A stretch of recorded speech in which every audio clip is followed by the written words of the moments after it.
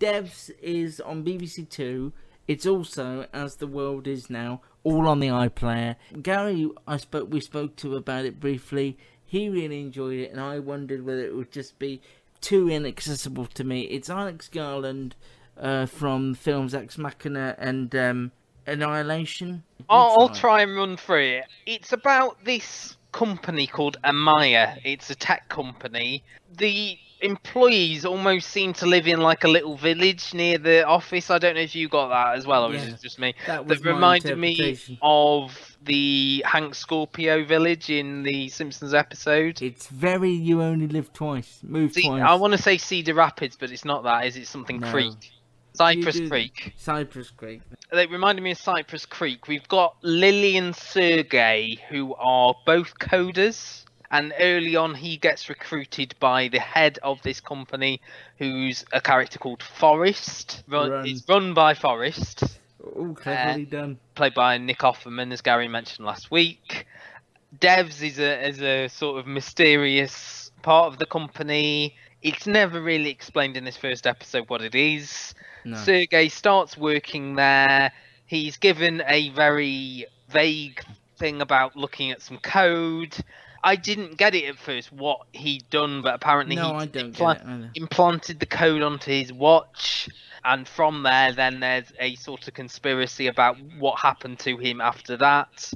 I won't go into it. I don't think. Well, you can do, because it's all been on the telly already. I suppose if people are sort of going to watch this at some point, there's a mystery around what happened to him next. He doesn't come home. Lily, his girlfriend, is suspicious of what happened. There's a bit of a cover-up. The guy who played David Lee in The Good Wife plays the head of security and is very shifty throughout. Yes. I didn't hate this. I didn't hate it. Because when do I ever hate something, really? Mm-hmm. But in the same way, I didn't connect to it. There's been a couple of shows in this golden age of TV that we're in where a lot of them are well looked upon, but they're more experiences than TV shows. So I'm looking at the OA on Netflix, which people adore, but I just couldn't get on board with because it was just spangly music, which this has a lot. Somebody's given somebody a keyboard and just said go mad. Visually it looks really good, but it's people talking about something that you're not quite sure what they're talking about. It's a world that you don't quite understand. I just found myself confused. And then you've got the central mystery element, which is something I would normally be interested in, but I found the character's quite cold. I didn't really like her very much, the girlfriend, who is supposedly going to turn sleuth in the coming episodes. And I have a sense with this from people that I've seen subsequently that you don't really get answers going through, and I think that would be something that if I stuck with it, it would really frustrate me, because I don't want to spend hours and hours just being really confused. Because sometimes I feel like, have they explained it and I've just missed it, or am I not supposed to know what's going on? Yeah, I didn't hate it, because I have to have proper reasons to hate it. It's just not my type of show. What you said earlier about normal people, where they just plant you straight into the world, and they did that here with Devs, but I agree with you. I think it needed a little bit more explaining, and it almost felt like it was deliberately obtuse. Yes. Like we are trying to confuse you. I wrote lines of dialogue down, but I stopped because there was too many, and I just thought to just relay them on the podcast would be pointless. And you're right, and it's not a world that, like you, I'm particularly familiar with. Before the incident with Sergey, after he leaves Devs, you don't really know what it's about. No, and that's 25 minutes into the first episode.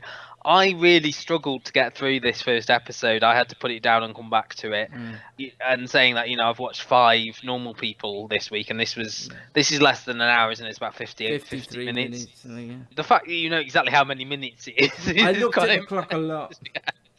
And actually, I didn't think the performances were that good either. I found that the two ostensive leads in this first episode, Sonoya Mizono and Carl Glusman as Lily and Sergey, I found very off-putting. There wasn't a lot of weight to their performances. No, they're a bit empty, aren't they? And then Nick Offerman was the other way. He was really over the top, like this guru type character who would just appear at random. Zach Grenier, who I mentioned before, I really like in The Good Wife. Here he was very one note as this suspicious head of security.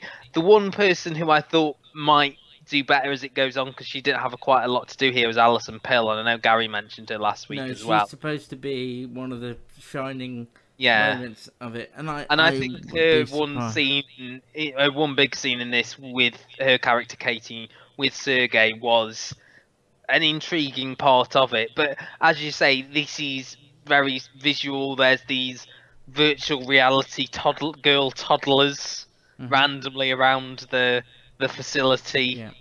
I mean, it just wasn't is for the me. implication that they're making humans or something? I may have just missed the point. Yeah, I mean, I read a little bit on about what happens in future episodes, and there's something about Forrest's character having lost his daughter at a young age. Who is the big statue that you see? Yeah, and her name was Amaya, which is what he's named the company.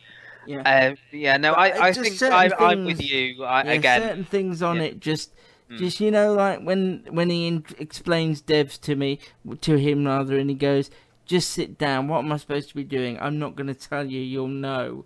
And I just find it sometimes just so pretentious. And I think it is a show, looking at my timeline, that people are either on board from the word go and really interested, or they just find it completely impenetrable.